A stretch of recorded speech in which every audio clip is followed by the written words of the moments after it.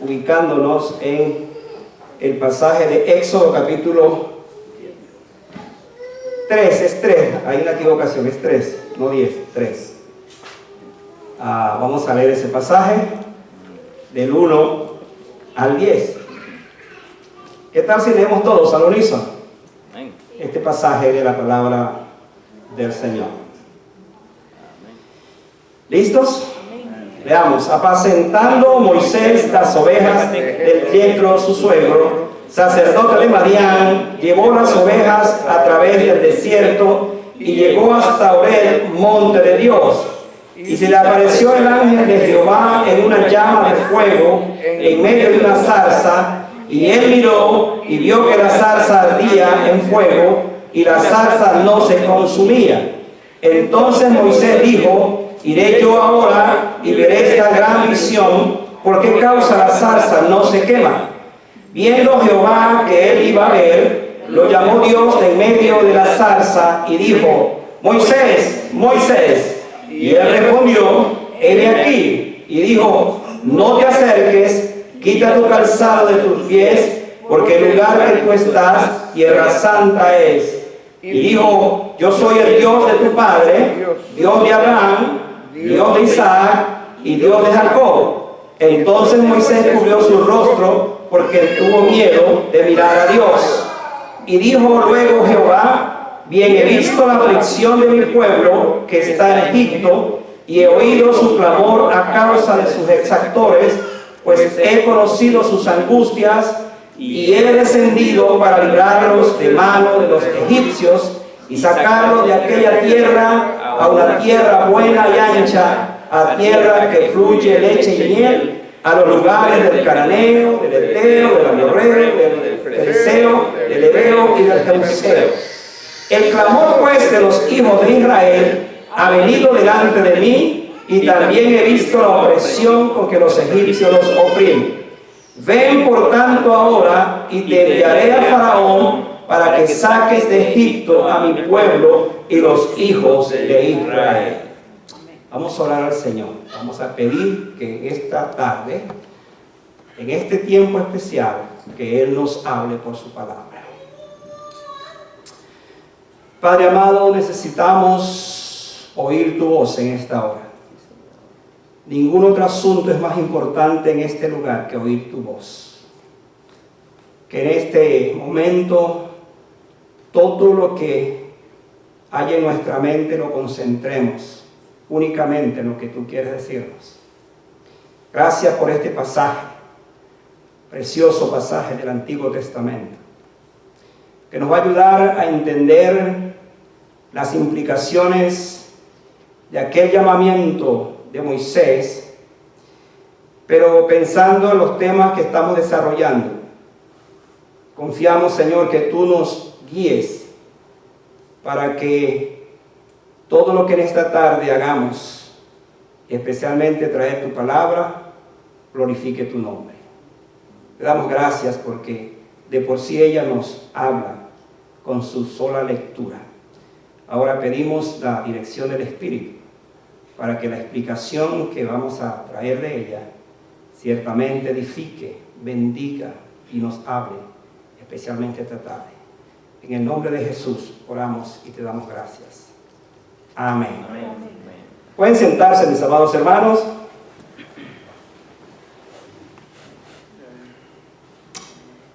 Esta tarde quiero compartir con ustedes el mensaje que lo titulamos exactamente como aparece en el texto. Cuando Moisés fue a ver aquel fenómeno de la zarza que ardía y no se consumía, dijo estas palabras: ¿por qué causa iré? Dice, pero ¿por qué causa la zarza no se quema? Y ese es el título, ese es el tema, ese es lo que voy, de eso quiero hablar, de esa expresión, de esa oración. ¿Por qué causa la zarza no se quema? Mis amados hermanos, en el Antiguo Testamento encontramos historias extraordinarias, milagros que para algunos resultan inverosímiles, o sea, no creíbles. hechos que desafían las mentes más críticas y acontecimientos que han puesto a investigar a la ciencia para ver si la Biblia tenía o tiene razón. Y dentro de esos fenómenos que aparecen allí en las Escrituras, obviamente el caso que tenemos hoy es un caso sumamente interesante, es un caso curioso, es un caso único en la Biblia, como es el hecho de ver a un arbusto, una zarza, que se consume, o sea, está en fuego pero no se consume, está ardiendo en fuego pero no se consume. Es probable que Moisés estaba acostumbrado a ver, porque ya no estaba en el palacio, estaba en el desierto, estaba acostumbrado a ver que los arbustos se quemaban. Dice que los calores en un desierto es tan fuerte que simplemente por el calor mismo se queman. Y él estaba acostumbrado a tener esa visión de que un arbusto de repente se quemaba, pero lo veía completo, se quemaba y se consumía. Ahora está en presencia de un fenómeno interesante, y es que ese árbol está quemándose, está en una tremenda llama, y él está esperando que se vuelva ceniza, y no sucede eso. Frente a ese fenómeno que tiene delante de él, entonces él decide ir a ver por qué causa la zarza no se quema. En los mensajes que estoy desarrollando en este tiempo sobre lo que se conoce como los tipos y los antitipos, yo no sé si usted se está familiarizando ya con todo esto. Pero tenemos hoy, para nuestro tema, este mensaje acerca de la zarza ardiente, que se quema, hay un fuego que lo ha arropado, pero no se consume. Y vamos a decir entonces que la zarza ardiente es el tipo. La pregunta que vamos a responder es: ¿cuál es el antitipo entonces? ¿Cuál es la aplicación? ¿Cuál es la referencia en el Nuevo Testamento, si hablamos en ese término, de lo que sería la aplicación, pues, de esa zarza, la zarza que está ardiendo, y luego lo que hay detrás de todo esto? ¿Cuál es el antitipo? Mis hermanos, estudiando esta semana este pasaje, descubrí algo que, como lo he dicho estos días, para mí es una gran bendición poder estudiar pasajes que los estoy analizando ahora bajo una perspectiva obviamente nueva, diferente, y el asunto es ver cómo estos pasajes tienen enormes enseñanzas para nuestras vidas que a lo mejor no lo habíamos descubierto, no lo habíamos visto. Cuando hablamos de cuál es el antitipo de este pasaje, obviamente vamos a volver a hablar que el antitipo de este pasaje es la iglesia. Entonces vamos a pensar en que la zarza ardiendo o ardiente, en este caso, es un tipo de lo que es la iglesia del Señor. Claro, usted quizás va a pensar, ¿cómo es que esa zarza ardiendo es un tipo de la iglesia? Bueno, eso es lo que vamos a hacer esta tarde. De eso queremos hablar, de eso queremos pues estar meditando. Vayan de una vez a los versículos primeros, donde vamos a estar pensando en las escrituras allí de este pasaje. Yo voy a decir en primer lugar que la zarza sin consumirse tipifica a la iglesia. Escuchen, con el Señor en medio de ella. Voy a repetir esta verdad. La zarza sin consumirse tipifica a la iglesia, con el Señor dentro de ella. ¿Dónde encontramos eso? Vamos al versículo 1. Dice el versículo: apacentando Moisés las ovejas de Jetro, su suegro, sacerdote de Madián, llevó las ovejas a través del desierto y llegó hasta Horeb. ¿Qué más dice el versículo? Monte de Dios. Monte de Dios. Llegó hasta Horeb, monte de Dios. Moisés estaba apacentando las ovejas de su suegro, sacerdote de Madián, y obviamente llegó hasta estos linderos, hasta este lugar. Esta es una figura por demás hermosísima de las Escrituras. Estábamos hablando de Moisés, que ahora es un hombre casado, pero es empleado de su suegro, porque es el pastor de las ovejas de su suegro. Interesante que Séfora, su esposa, también pues era pastora, tenía su oficio, y ahora lo vemos que es él el que tiene este oficio. Nos llama la atención también que él era príncipe en Egipto y ahora es un pastor. Para los efectos de la historia y de saber todo el plan de Dios, Moisés duró 40 años en Egipto, pero va a durar 40 años como pastor de ovejas. Y después va a durar 40 años como pastor de otro rebaño del pueblo de Israel. Dios lo está preparando, y en este escenario lo vemos de esa manera especial. Interesante que Moisés, va a decir Hebreos, por cierto, el estudio que acabamos de terminar en nuestros devocionales, Hebreo va a decir que Moisés menospreció los placeres de Egipto por los sufrimientos de Cristo.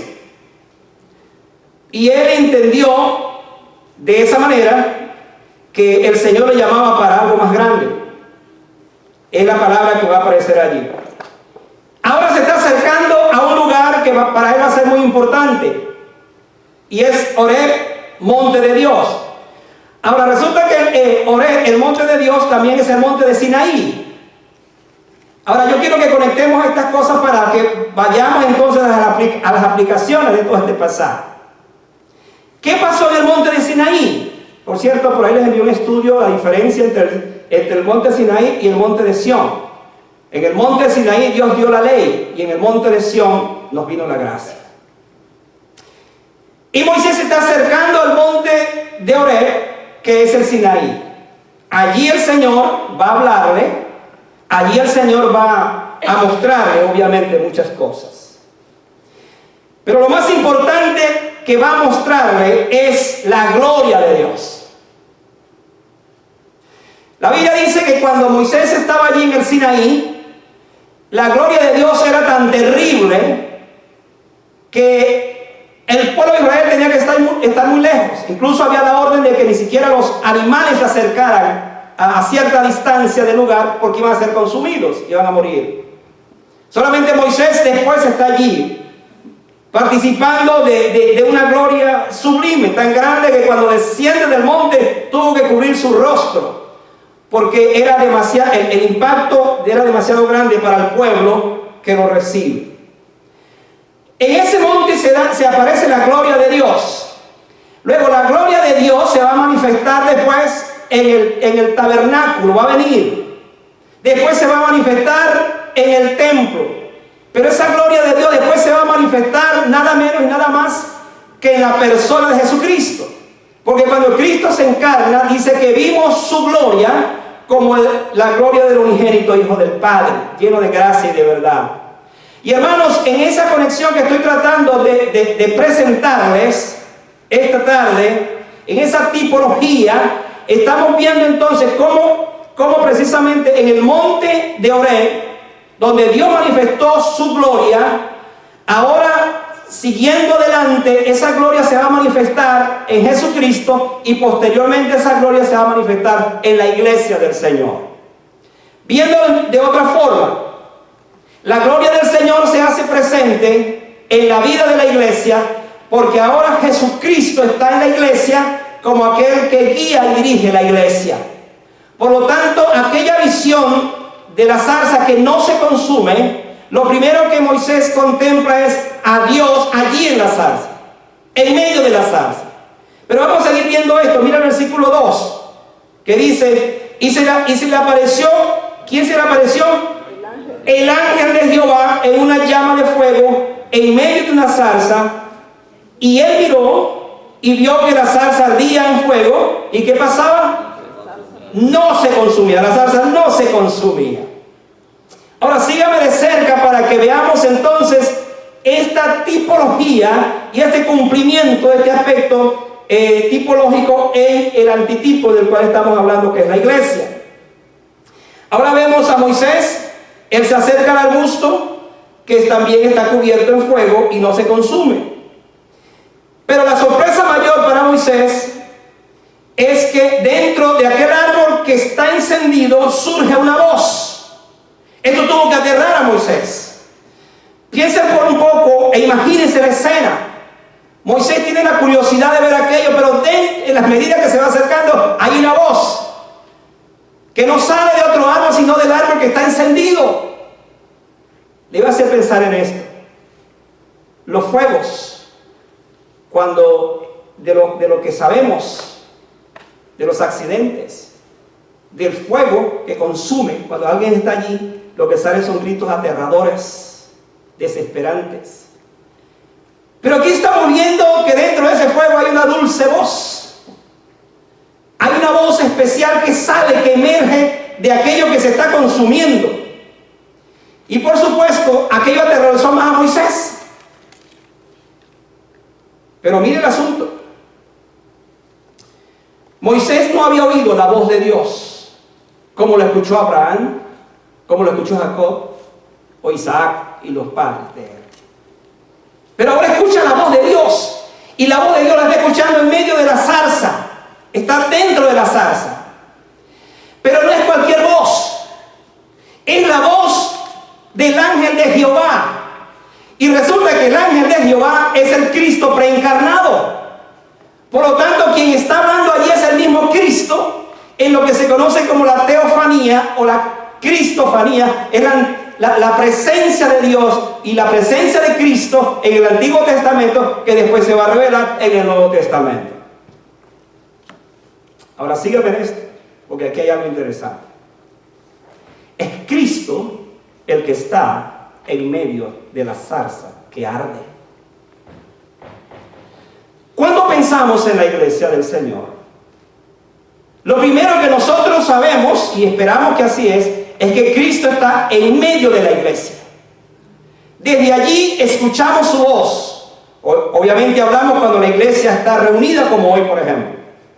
La bendición que hoy tiene el creyente es que no es que escucha la voz de Dios de vez en cuando, porque la tiene aquí, pero es que Cristo mora en su corazón y eso hace la diferencia. Ahora Moisés está escuchando a alguien que habla, y ese alguien es precisamente el ángel de Jehová. Hermanos, esta es una figura extraordinaria, pues hace ver que la gloria de Dios manifestada en el fuego fue la promesa que se dio desde un principio para hablarle luego en el tiempo y en el cumplimiento que esa voz o esa gloria y esa voz iba a ser la gloria y la voz que la iglesia tendría después que Cristo iba a venir. Si usted abre su Biblia en Apocalipsis 1:20, usted descubre esta verdad que yo estoy diciendo. La visión que tiene Juan, él contempla a alguien de una manera extraordinaria, sublime, maravillosa. Vayan allí por un momento. Y en Apocalipsis, el capítulo 1, versículo 20, mire lo que dice el pasaje. El misterio de las 7 estrellas que has visto en mi diestra y de los 7 candeleros de oro. Escuchen, las 7 estrellas son los ángeles de las 7 iglesias, pero vea esto. Y los 7 candeleros que has visto son las 7 iglesias. ¿Dónde estaba Cristo según la visión de Juan? En medio de los 7 candeleros. ¿A quién representan los candeleros?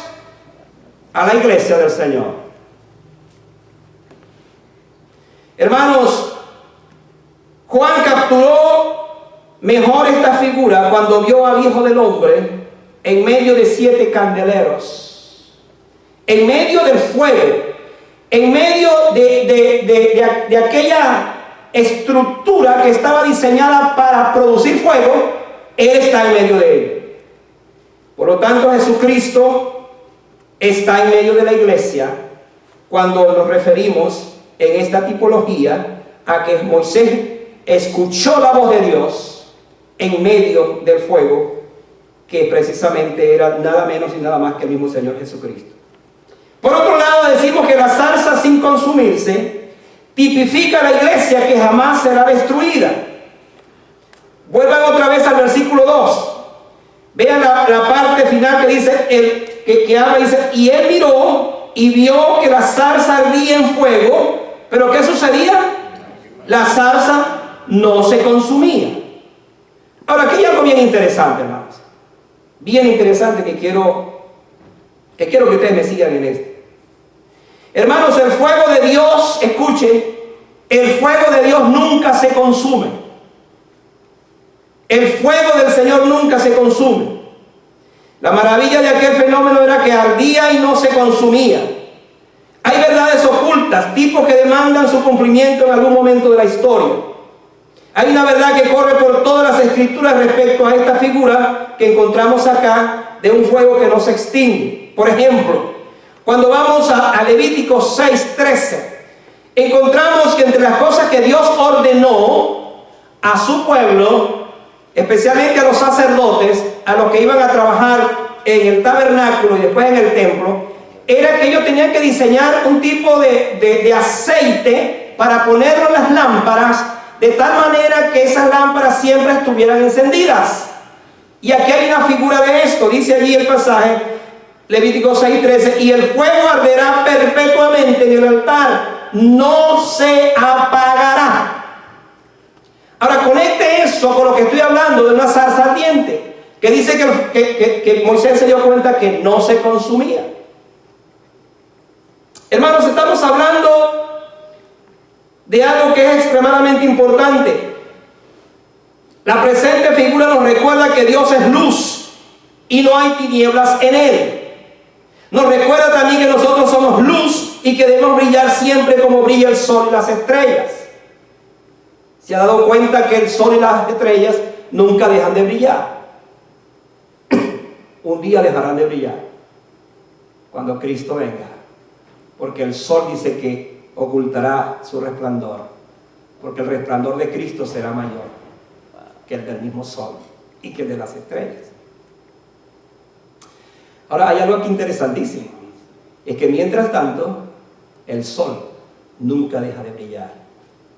Y todo es una figura para decirnos que aquella zarza que ardía y no se consumía es un tipo del fuego de Dios que de igual manera nunca debe extinguirse. Hablando de la iglesia del Señor, si algo debe tener la iglesia es el fuego del Señor.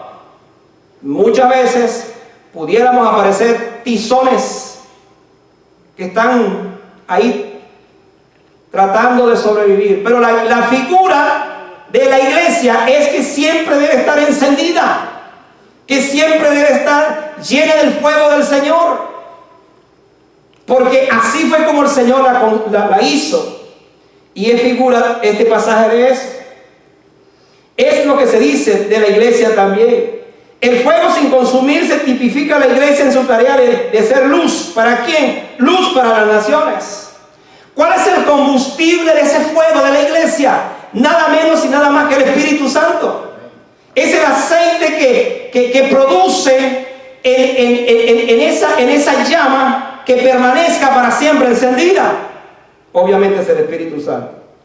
Pero vaya al versículo 3 también. Porque estamos hablando de que la iglesia, la zarza que arde y que no se consume, tipifica a la iglesia que jamás será destruida. Vea lo que dice el versículo 3. Entonces Moisés dijo, iré yo ahora y veré esta gran visión, ¿por qué causa la zarza no se quema? Él fue a ver esto. Hermanos, hay ocasiones donde el fuego de Dios destruye. ¿Se acuerdan de unos? Les voy a mencionar algunos casos. La ciudad de Sodoma y Gomorra fue destruida por el fuego de Dios, mezclado con azufre. Tienen que imaginarse que era un fuego simplemente destructor. El fuego de Dios consumió el sacrificio que Elías hizo cuando desafió a los profetas de Baal. Dice que lamió la tierra todo el agua que había y la consumió porque hacía el fuego de Dios. Destruye en ese aspecto también. La Biblia dice que al final de los tiempos, cuando Cristo venga y haya pasado ya el milenio y toda esa etapa, que vendrán los cielos nuevos y la tierra nueva, Pedro habla de que la tierra será purificada por el fuego y los elementos ardientes dice que pasarán, para mostrarnos entonces que esa tierra contaminada por el pecado tiene que quemarse, tiene que ser otra tierra. En este caso estamos hablando de que el fuego destruye, el fuego de Dios destruye pero con un propósito. Sin embargo, aquí estamos hablando que el fuego del Señor no destruye la zarza. Si estamos comparando la zarza con la iglesia, estamos diciendo que ninguna cosa puede destruir la iglesia del Señor en esa tipología que estamos mencionando. Esta figura nos recuerda que la iglesia del Señor tampoco va a ser destruida. Lo confirmó el Señor cuando dijo: ni las puertas del Hades prevalecerán contra ella. Y hablando del Hades, es una figura también de fuego. Sin embargo, dice la Biblia que ni siquiera las puertas del Hades prevalecerán contra ella. La iglesia permanecerá para siempre. Ella nació para ser eterna.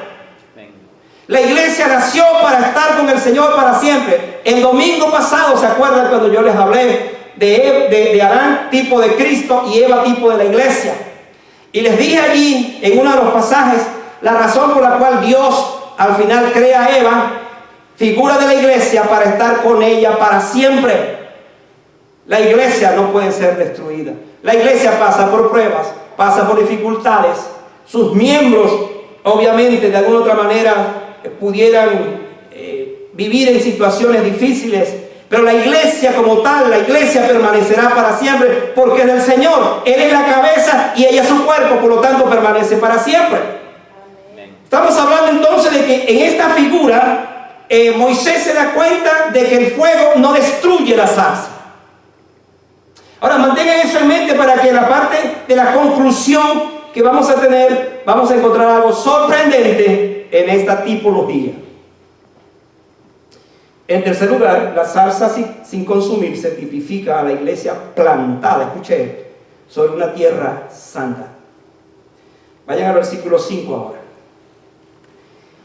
Y dijo: no te acerques, le dijo el Señor a Moisés, quita tu calzado de tus pies, porque el lugar en que tú estás, ¿qué cosa es? Tierra santa es. Hermanos, el calzado de Moisés estaba sucio por su diario andar. Es más, quiero decirle esto, él era pastor de ovejas. Y ese oficio planteaba que su calzado tenía que estar más sucio todavía, por todo lo que implicaba el pastoreo de estos animales. Y cuando él se va acercando, lo primero que Dios le dice: no te acerques, o quita el calzado de tus pies, mejor dicho. Aquí estamos hablando en esta parte que la tierra santa debe pisarse descalzo. Hay una figura pero muy sublime en esta parte. La tierra santa donde está el Señor debe pisarse con los pies descalzos. Doquiera el Señor está, su presencia es santa. De allí la demanda para los adoradores. Dios no permite ningún tipo de suciedad en su presencia.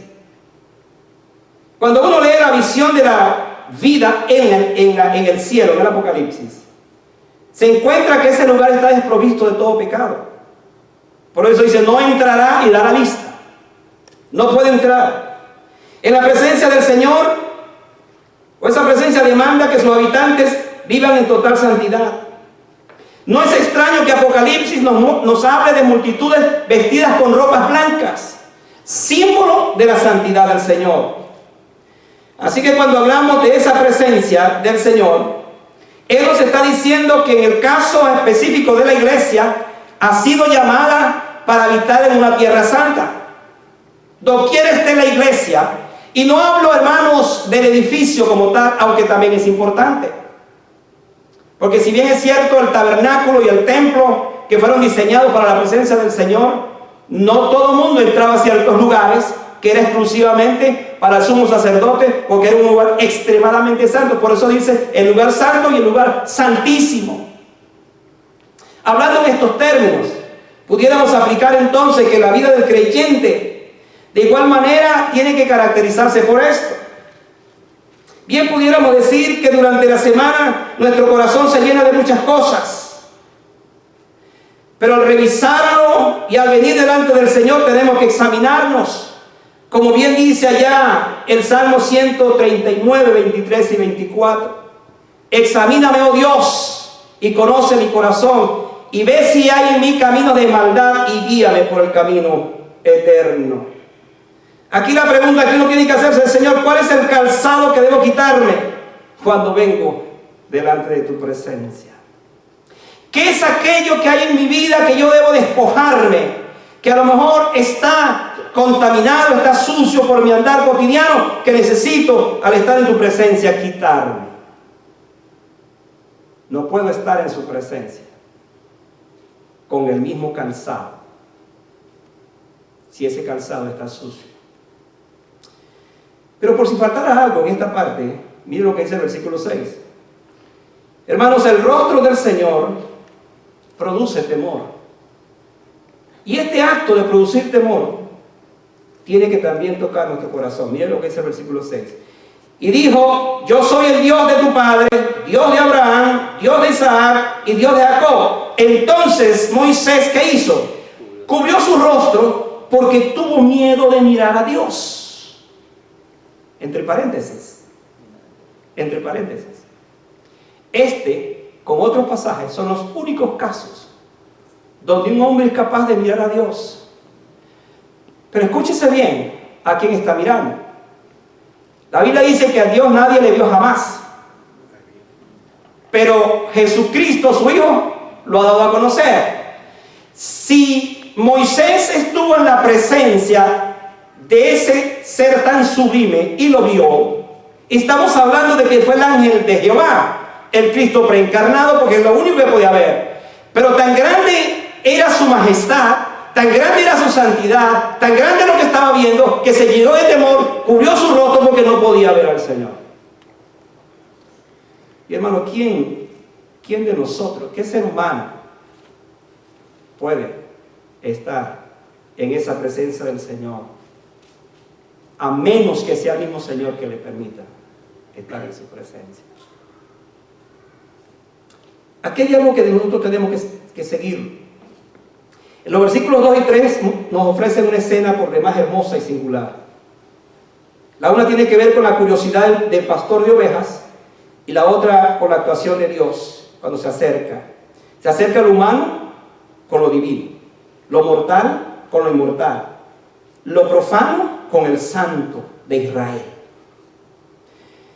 Como Moisés escribió esta escena, acuérdense que Moisés fue quien escribió el Éxodo, como escribió Génesis, y escribió los 5 libros del Antiguo Testamento, aunque no la última parte, porque él murió.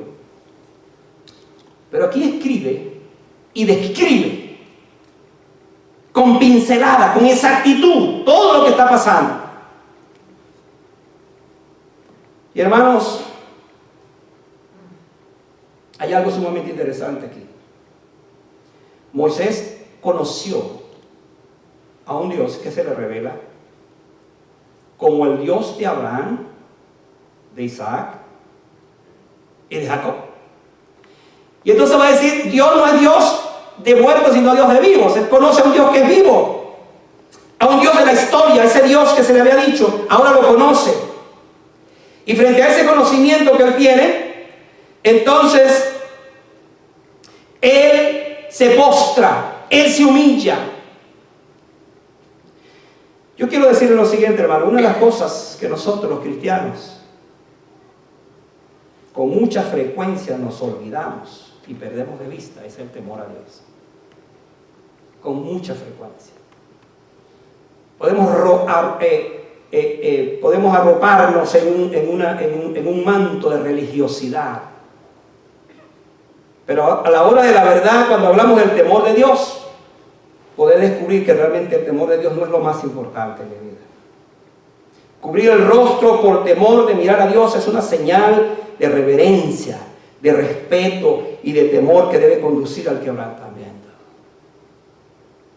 Es reconocer que aquellas cosas que hago, que digo, que pienso, deben pasar por el filtro del temor de Dios. En ese sentido, el temor a Dios debe producir en nosotros un sentimiento de santidad. Pues sin ella, dice Hebreos, nadie verá al Señor. No en vano Jesús murió por la iglesia. Pero ¿sabe lo que dice Efesios 5? Para santificarla. Para santificarla. Entonces, es mucha responsabilidad que hay allí. Y finalmente digo que la iglesia, la zarza sin consumirse, tipifica a la iglesia proclamando su mensaje de liberación. ¿Cómo vemos esto? Vaya al versículo 7. Me encanta esta parte final, con la cual vamos a terminar. Versículo 7 dice: dijo luego Jehová, bien he visto la aflicción de mi pueblo que está en Egipto, y he oído su clamor a causa de sus exactores, pues he conocido sus angustias. Versículo 9: el clamor pues de los hijos de Israel ha venido delante de mí, y también he visto la opresión con que los egipcios los oprimen. Hermano, la condición de esclavitud es desesperante. La esclavitud de Israel en Egipto, tipificando al estado en que se encuentran muchas veces los hombres en el mundo, fue descrita por Dios de una manera elocuente. Miren los verbos que él utiliza: he visto, primero; he oído, segundo; he conocido, tercero. Pero hay otro más: su clamor ha llegado delante de mí. Dios sabe, en ese momento conocía muy bien la condición en que estaba Israel. Después que Jacob entró con su familia, unos 70 que entraron a Egipto, o 72, y se establecieron, después que murió el faraón, el gran amigo de José, dice que se levantó un faraón que no conocía a Israel. Como no conocía a Israel, entonces este rey se encargó de esclavizar a esta nación. Pasaron 400 años Israel viviendo como esclavos. Por supuesto, el clamor llegó ante la presencia del Señor. Ya era hora. Y ahora está el hombre a quien Dios va a usar. El hombre a quien Dios va a llamar. Dice: he visto, he conocido, he oído, he descendido, pero eres tú el que vas a ir. Y aquí viene toda una historia que obviamente es muy interesante, que eso puede ser para otro mensaje. Hay una determinación de Dios. Versículo 8 dice: y he descendido para librarlos de la mano de los egipcios y sacarlos de aquella tierra a una tierra buena y ancha, a tierra que fluye leche y miel, a los lugares del cananeo, del eteo, del amorreo, del fereceo, del heveo, del jebuseo y de todos los feos que había en ese lugar. Entonces, ¿de qué estamos hablando? Estamos hablando de un Dios que se determina a sí mismo en sacar a su pueblo de esa condición. Y hermanos, esta figura nos ilustra que así Dios se ha determinado de igual manera con su iglesia, para que su iglesia ejerza el ministerio de liberación o de libertad en la vida de aquellos hombres que están esclavizados. En esta comparación, entonces vemos que así como Dios llama a Moisés y le da las instrucciones para que él sea el hombre que va a sacar a su pueblo de esa condición, él llama a la iglesia del Señor para que descienda también al mundo donde hay esclavos, obviamente por el pecado, para que de igual manera los liberten de esa condición, los saquen de esa condición. Hermano, la responsabilidad de la iglesia es muy grande. Por doquiera que vemos en el Antiguo Testamento hay una figura, hay un tipo de la iglesia, para mostrarnos que la iglesia ha sido llamada para ejercer esa función. Cuando el creyente llega a una comodidad tan grande, pero tan grande, que pensó ya que lo más importante de su vida era salvarse y después decir, bueno, sálvese quien pueda después. Y no piensa en los demás. Hermanos, estamos perdiendo de vista lo que es la razón de ser de la iglesia del Señor. Nosotros somos llamados para ser un pueblo que debemos producir libertad al cautivo, que debemos llevar un mensaje de liberación a aquel que está en esa condición. Dios se compromete con la iglesia, como lo hizo con Moisés, en descender a librarlos de la mano no del faraón, o en este caso faraón tipificando a Satanás, para llevarlo a Canaán, no aquel, pero al Canaán espiritual. Dios se compromete con la iglesia para que la iglesia sea la que ella obre y actúe de manera tal que pueda ser instrumento también de bendición, de liberación. Quiero concluir con una pregunta esta tarde, en función de lo que estoy hablando. ¿Por qué Dios escogió la zarza para revelarse? ¿Por qué no agarró el olivo? Produce aceite. ¿Por qué no agarró la higuera? Súper dulce. ¿Por qué no agarró la vid? La que alegra el corazón del hombre. ¿Por qué una zarza? ¿Usted sabía que en la Biblia aparece una parábola que precisamente ilustra eso? Allá en Jueces capítulo 9 se habla de que se convocó a los árboles para ver quién iba a reinar. ¿Quién iba a reinar? Entre ellos. Se le preguntó al olivo y dijo, no, yo no voy a reinar porque yo no voy a dar mi aceite. No lo voy a dar. Se le preguntó a la higuera y dijo, tampoco yo voy a dar mi dulzura. Esa es mía. Se le dijo a David, dijo tampoco, porque con eso es que los hombres se alegran. Entonces le daba la zarza. Y le preguntaron a la zarza. Y dijo, bueno, pues ni modo, ¿no? Y la zarza fue la que entonces reinó. Pero que hay algo interesante con lo cual yo quiero aplicar todo esto, hermano. Cuando se estudia la zarza, además de que tiene espinas, el material de la zarza no sirve para madera. En otras palabras, la zarza no sirve para nada. No sirve para nada. ¿Por qué Dios escoge la zarza? Porque, hermano, no es la zarza, es Dios. Es Él el que obra y actúa. Cuando vemos toda esta figura de que Dios escoge la zarza y que se está quemando, y déjeme decirle que si es zarza, eso se quemaba en segundos. Si hubiera sido el olivo, dura para quemarse porque tiene aceite. Pero fue la zarza y no se quemó. Entonces, ¿qué nos está representando esto?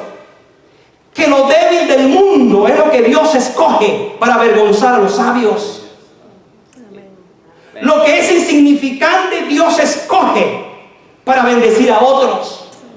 Tu vida, hermano, que de repente dices, pero yo no valgo para nada, yo no sirvo para nada. ¿Qué puedo hacer yo? Eres tú a quien el Señor escoge para bendecir a otros. Tú eres la zarza. La iglesia es la zarza. ¿Quiénes componemos la iglesia?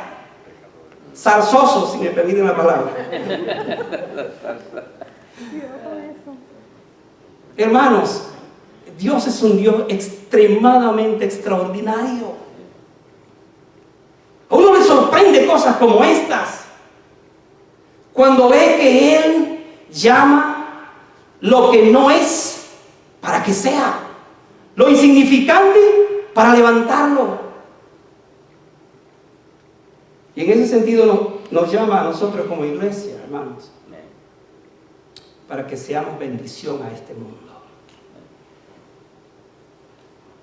¿Sabe lo que dijo Moisés después? No, Señor, yo no voy. En el pasaje dice eso. Objetó, yo no voy. Pero al final Dios, no, si tú sí vas. tú sí vas a ir. Y finalmente tuvo que ir. Hermano, el Señor nos llama como iglesia para hacer la zarza, pero la zarza ardiente, cuyo fuego no se consume. Y tiene la seguridad en esa figura de la presencia del Señor, porque Cristo está en medio de ella. Tiene la seguridad de que esa iglesia, en esa condición con el Señor, es una iglesia santa. No meramente por nosotros, pero por la presencia del Señor que es santo. Eso hace la diferencia en la santidad de la vida. Hay una pregunta para que oremos al Señor esta tarde es: al pensar en la iglesia como la zarza, ¿cómo me identifico yo con el pasaje? ¿Cómo siento mi responsabilidad en medio de todo esto? Dios nos llama dentro de esa zarza ardiente para que descendamos, para que vayamos y para que prediquemos su palabra. Que Dios nos bendiga y nos haga una iglesia como la zarza ardiente, siempre encendida con el fuego del Señor. Y si alguno no lo tiene, la Biblia dice: aviva el fuego del don de Dios que está en ti. Eso dice la palabra del Señor. Por lo tanto, nosotros debemos avivar el fuego del Señor que está en nuestras vidas, para que Él guíe y dirija nuestros corazones. Vamos a estar de pie para orar al Señor.